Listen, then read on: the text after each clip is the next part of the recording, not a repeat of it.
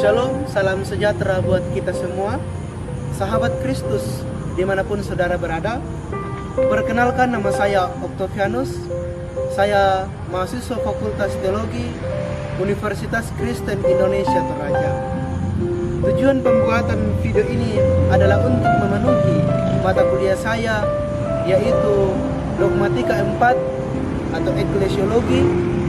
Dosen pengampu mata kuliah ini adalah Bapak Pendeta Dr. Alpius Pasulu. Pembahasan saya kali ini yaitu mengenai panggilan gereja dalam mewujudkan kehidupan harmonis atau karapasan dengan ciptaan yang lain atau samserekan. Saudara-saudara, perlu kita ketahui bahwa panggilan gereja dalam membangun relasi yang harmonis dengan ciptaan yang lain berdasarkan pada kisah Allah menciptakan langit dan bumi dan segala isinya. Allah menciptakan langit dan bumi dan segala isinya dengan sempurna dan menetapkan semua itu di dalam relasi yang harmonis dan saling menghidupi. Manusia diciptakan menurut gambar dan rupa Allah, atau dengan kata lain imago Dei. Gambar Allah dalam gambar manusia dipahami sebagai relasi dalam tanggung jawab manusia kepada Allah, manusia terhadap sesamanya, dan manusia terhadap alam semesta. Menghidupi gereja dalam persekutuan dengan pihak lain akan menciptakan budaya yang saling menghargai dan mencintai. Ketika keharmonisan itu terjadi dalam hidup kita, maka kita sudah bisa dikatakan sebagai orang-orang yang memegang panggilan gereja itu sendiri. Yang menjadi permasalahan di sini adalah manusia kadang-kadang tidak menghargai ciptaan yang lain selain sesamanya manusia.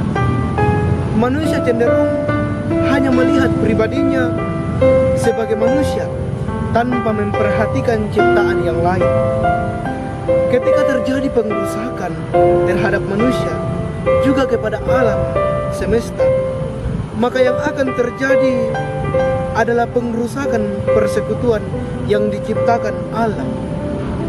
Sebab perdamaian yang dilakukan Allah bukan hanya kepada manusia tetapi juga kepada ciptaan yang lain. Perlu kita ketahui bahwa menjaga keharmonisan diri sebagai manusia tidaklah cukup untuk menjaga persekutuan yang utuh, namun kita juga dituntut untuk menjaga ciptaan yang lain. Karena itu adalah salah satu panggilan kita sebagai gereja. Mengacu pada riwayat penciptaan, mulai dari Kejadian 1 sampai Kejadian 2, serta berita pengutusan dan tugas panggilan gereja, maka gereja adalah penerima mandat dan tanggung jawab utama atas pemeliharaan keutuhan ciptaan. Gereja juga harus bertanggung jawab untuk mengelola lingkungan, karena gereja yang kita ketahui bahwa lingkungan di mana kita hidup adalah salah satu ciptaan Allah yang perlu kita jaga.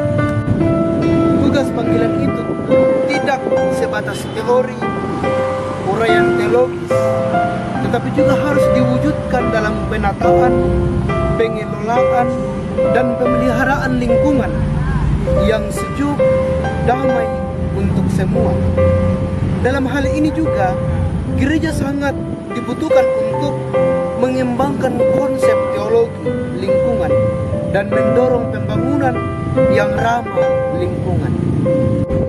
Jadi, saudara-saudara, hubungan manusia dengan makhluk lain dipandang semata-mata sebagai sarana atau alat kepentingan manusia.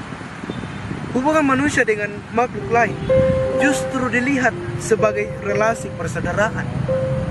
Untuk itu, mari kita menjaga keharmonisan, kerapasan dengan ciptaan yang lain, samserekan, dengan cara saling menghormati, menghargai, peduli, memelihara ciptaan-ciptaan yang lain.